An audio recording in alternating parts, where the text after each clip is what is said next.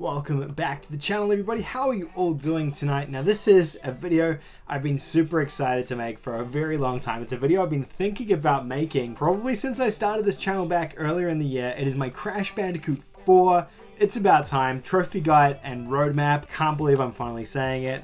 I have my orange Crash Bandicoot controller here ready to go. Let's dive in and figure out how hard this one is going to be to platinum. Spoiler alert, it's a pretty hard platinum.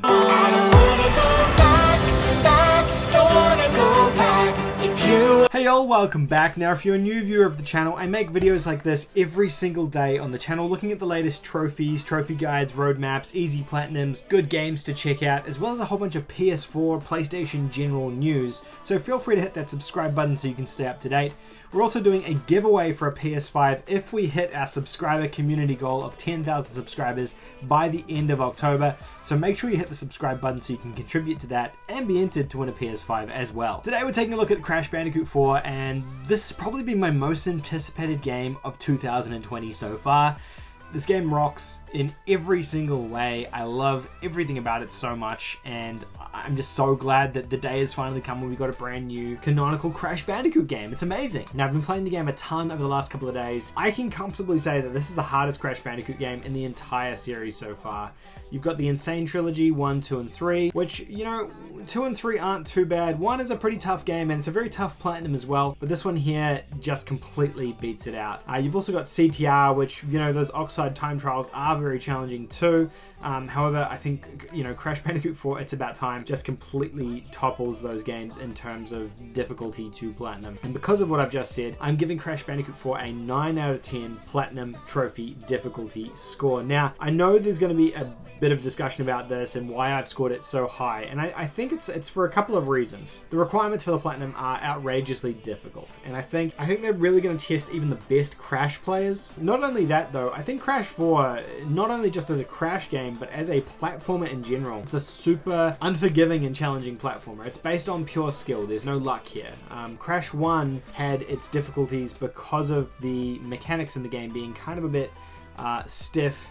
The way he jumped was heavy and stiff and a bit janky in some aspects, where that kind of got fixed in Crash 2 and Crash 3, and he became more flexible and maneuverable and things like that, and his jump felt different. Now in this game here, Crash feels completely different again, for the better though. I think he works and runs better in this game than he has in the previous games. On top of that, they give you a bunch of new things to use. The masks are one new thing. His slide spin ability is another new thing. The whirlwind ability that you get after finishing the game is another new skill. And all of these skills, they compound to create a much more challenging game because you're not used to this. Even seasoned Crash fans aren't used to using these mechanics in a game. That's kind of how it is. Now, the 9 out of 10 score, I think it's fair. And it's for a couple of reasons. Because the game is hard, but it's hard in the same way that a Dark Souls game is hard, where Dark Souls is really brutal and you get a small health bar and limited maneuverability, and the enemies are faster than you, stronger than you, etc, etc. But it teaches you how to play the game. It gives you all the tools you need to finish the game. Crash does the same thing. Crash gives you all the tools you need. You just have to get good and practice to get it. I do believe that with practice,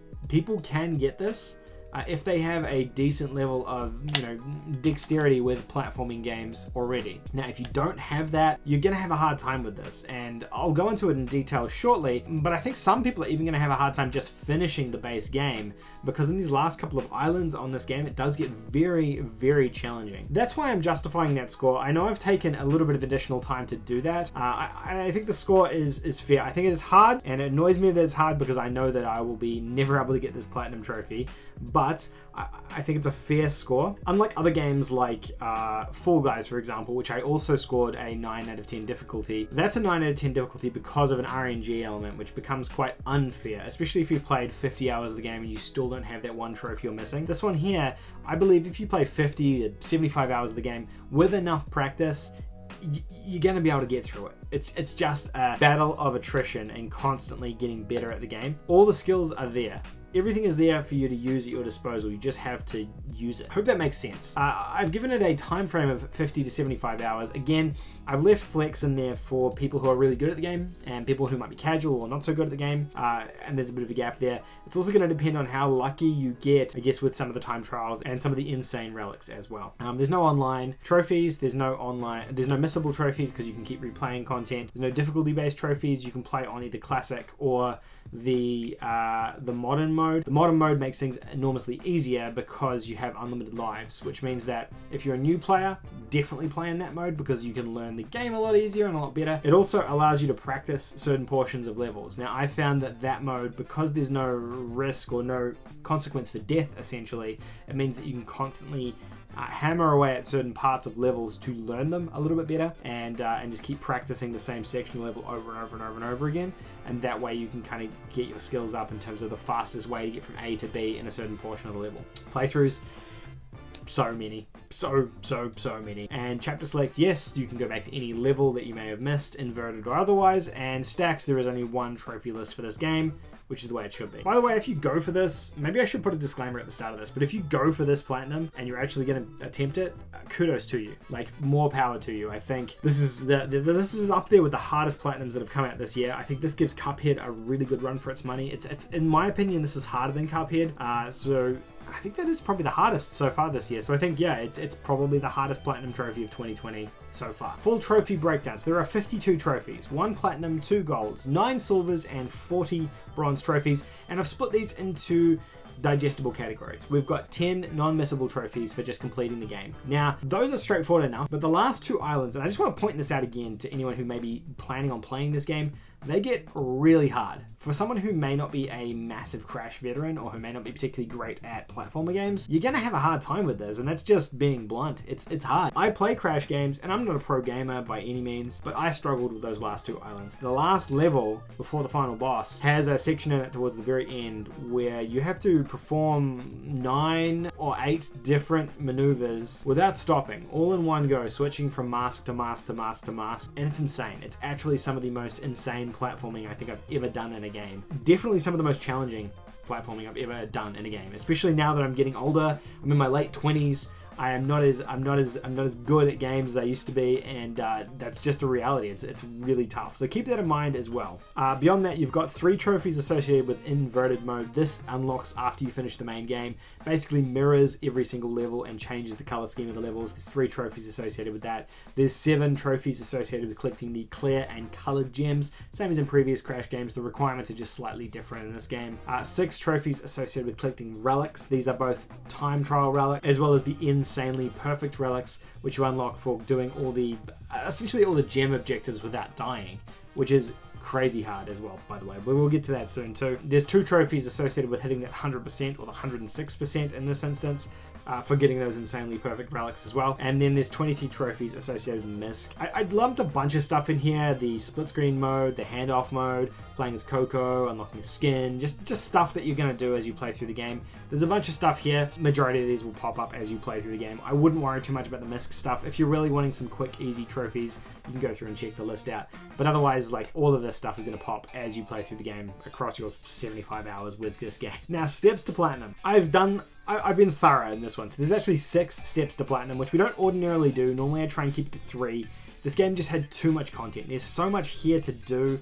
I just couldn't get it done in 3. So let's look at the 6 steps to platinum. The first is play through the game and enjoy your first run. It's important you do this, guys. It's for this game especially, but for any game, just play through it and enjoy it. Have a great time with it. Play it the way it was intended to be played. Don't break it or anything weird like that. The reason I suggest this is just so you can enjoy the game and decide if it's for you. I have a feeling that after some people have finished that last island and that last level on that last island, they'll decide, you know what, I am not going to platinum this game. It's not worth my time. And you would have saved yourself so much headache if you go into it trying to get all the gems on every level as you play through it. You're going to get to the end of the game, you're going to be so frustrated if you ever get to the end of the game. So play through it, just have a good time with it, enjoy it, and then come back once you've done it to do the rest of the stuff. Like I've said earlier, people confident with platformers will be fine with this, but the difficulty level on the final 2 islands is insane. It gets so hard towards the end of the game that I think there's a lot of casual people who will probably just throw in the towel on this one, and I encourage you to keep going and keep pushing through, but I do understand it is very difficult towards the back half of this game. Second step is gems. Now,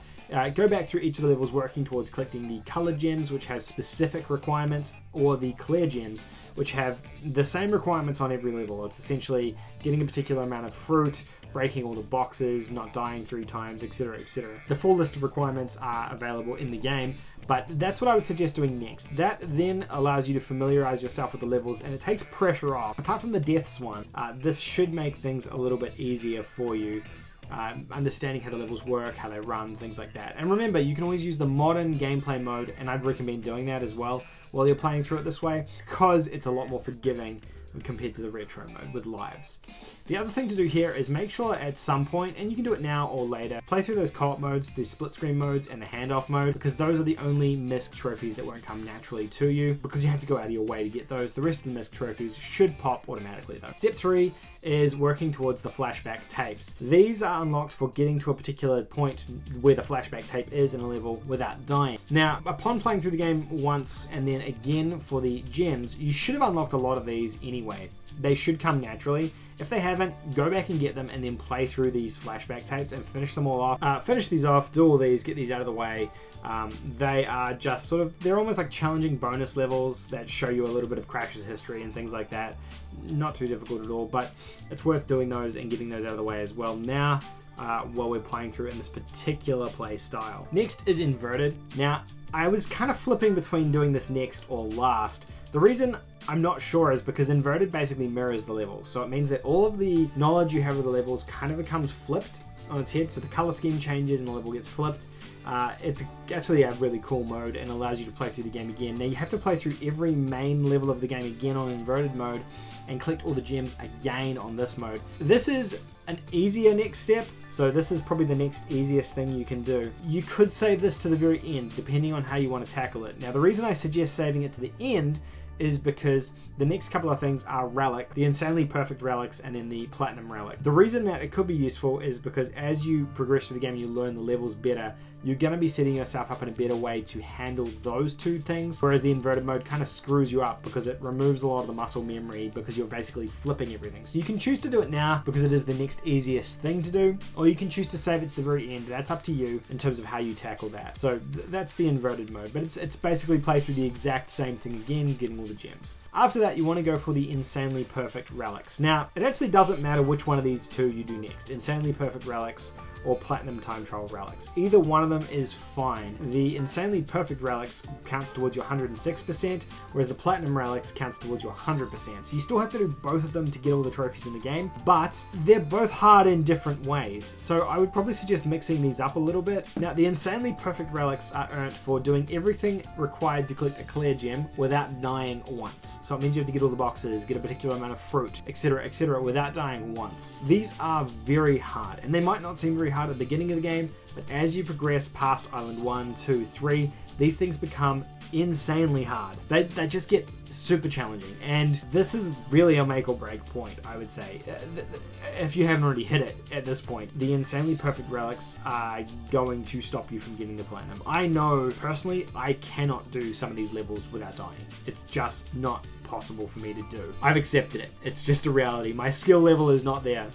So that's the next step, and then the final step is the platinum time trial relics. Now the reason these are so challenging is because it's not just gold. In Crash Insane Trilogy you had to get gold time trial relics on each of the levels.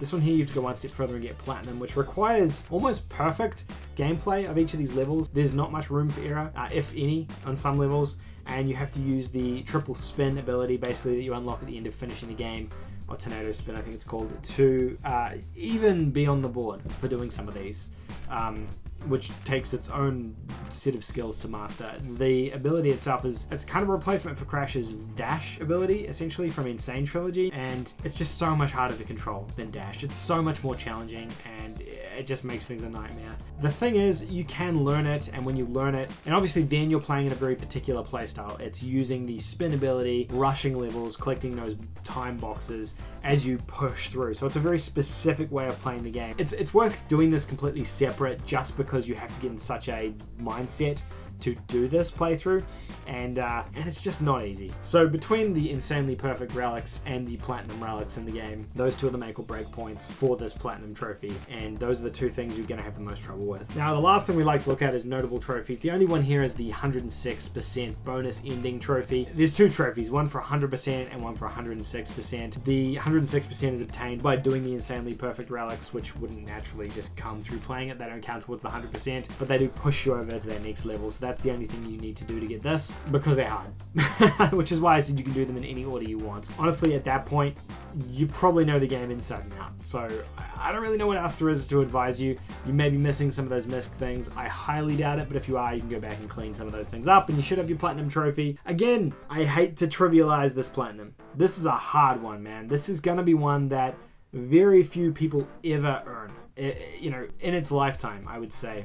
It's one that even me as a diehard Crash fan and a Platinum Trophy fan is comfortable saying, look, I don't think I can get this. And it sucks, but it's the reality. Sometimes these ones are just hard. But that's the Crash Bandicoot 4 It's About Time Platinum Trophy. Let me know what you guys think in the comment section down below. Are you guys going for this platinum at the moment? Are you planning on going for this platinum? Are you looking at this guide and being like, whoa, I'm not going for this platinum at all? I would be very curious to know.